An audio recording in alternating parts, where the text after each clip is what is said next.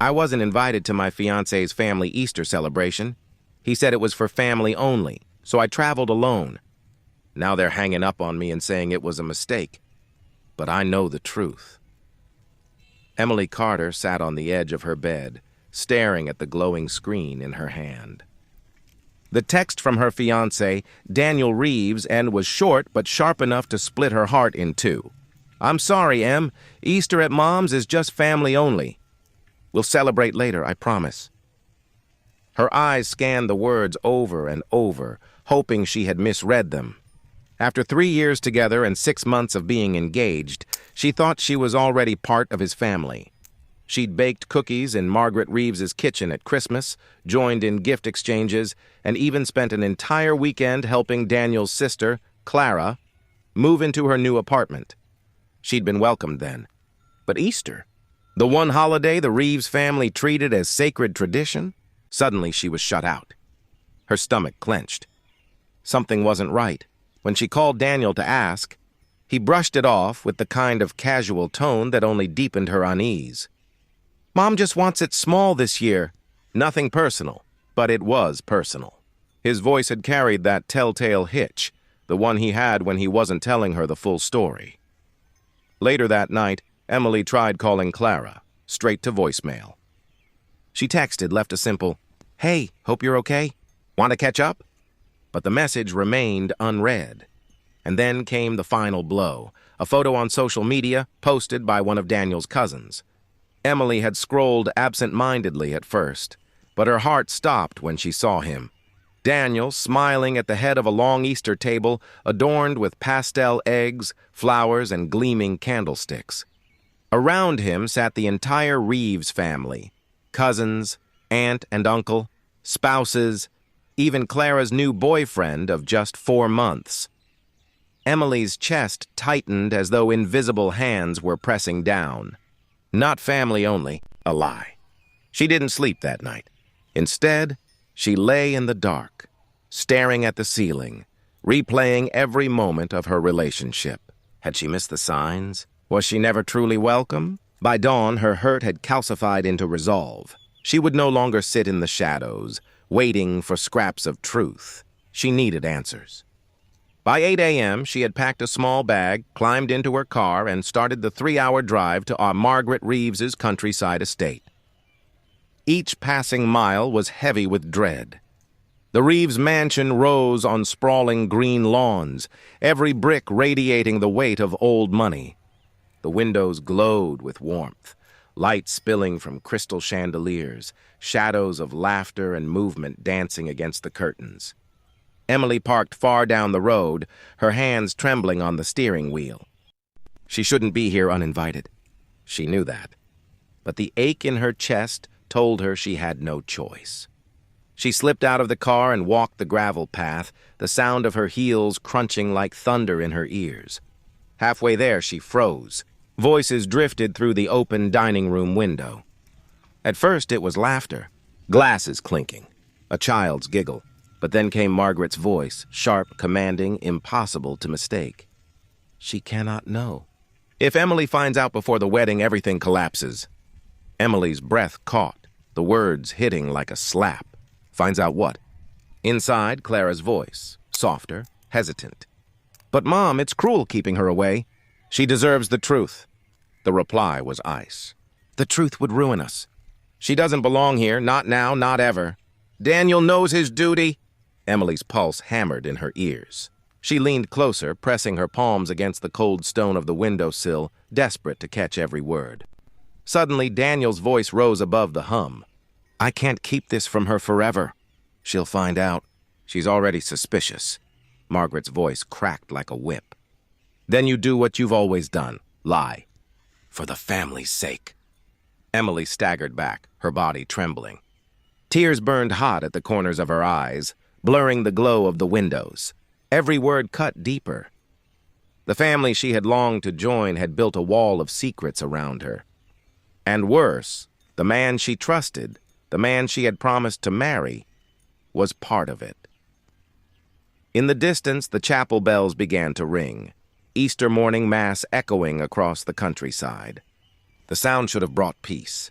Instead, it felt like a funeral toll for everything she thought her life was built on.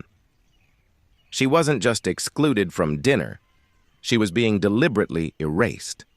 And as the bells rang on, Emily Carter made a silent vow she would find out why, even if the truth destroyed everything. Emily waited until the last of the laughter died down inside. From her car, hidden beneath the heavy shade of an old oak, she watched the Reeves family trickle out into the driveway. Couples clasped hands, children ran circles around parked cars, and relatives hugged Daniel tightly as if he were the crown prince of some dynasty. Margaret, regal in her ivory suit, stood at the door like a monarch bidding farewell to loyal subjects. Emily sat frozen, her fingernails digging into the leather steering wheel. Her heart hammered as she whispered to herself, "Go home. Forget this." But the image of Daniel laughing at that long table, the table where she should have been, burned in her chest like fire. When the final taillights disappeared into the night, she opened her door. The cool air bit her skin as she walked up the stone steps, every footstep echoing her resolve. She rang the bell. The door opened and Margaret appeared, her polished smile vanishing the instant she saw Emily. "Emily!" Her voice was tight as piano wire. "What are you doing here?" "I drove 3 hours to spend Easter with my fiancé," Emily replied, her voice steadier than she felt. "But instead I find out the whole family's here, everyone but me." "Why?" A shadow crossed Margaret's face before Daniel appeared behind her. His complexion was ghostly pale. "Emily, we can explain." She cut him off, her words sharp and trembling. "No, don't. I heard you. Through the window. Every word." For the first time, Margaret's flawless composure cracked. A flicker of panic crossed her eyes, but she smoothed it away, tilting her chin. "You weren't supposed to hear that," she said coldly. Then with a sweep of her hand, she stepped aside. "But since you have, come in." The dining room smelled of roasted lamb, honey-glazed carrots, and baked bread. Platters still cluttered the table, but the warmth of celebration had gone. Only silence remained, thick and suffocating. Daniel slumped into a chair, burying his face in his hands. Margaret remained standing, arms crossed like a general before battle. "The truth, Emily," Margaret began, her tone cutting, "is that our family has spent decades building Arden Pharmaceuticals from the ground up. This Easter dinner wasn't just about tradition. It was about sealing a deal worth billions. Your presence would have complicated matters." Emily's brows knit. "Complicated how?" Margaret's eyes narrowed into steel. "Because your father is suing us. His company claims our patents infringe on his. If anyone discovered you were marrying Daniel, it would look like we bribed you, or worse, that the engagement was a ploy to undermine his case. You were excluded to protect us." The words hit like a fist to the chest.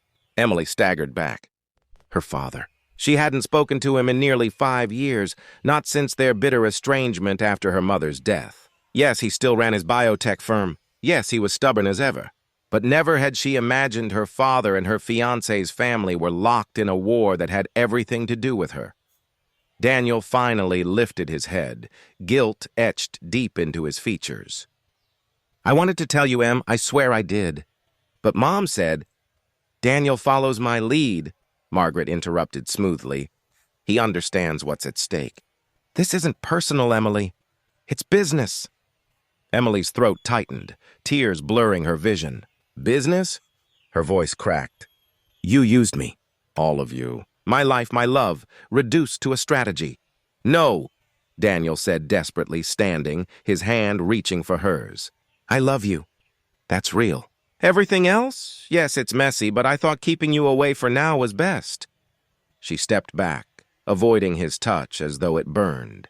"Best for you, not for me, not for us." Silence settled like dust. Margaret's eyes, cold and unwavering, watched her like a hawk measuring prey. Daniel's eyes begged for forgiveness he no longer deserved. Emily inhaled deeply, forcing her tears back, her spine straightening with resolve. "You said this was family only, Daniel," she whispered. "You were right. I was never part of it. Not really."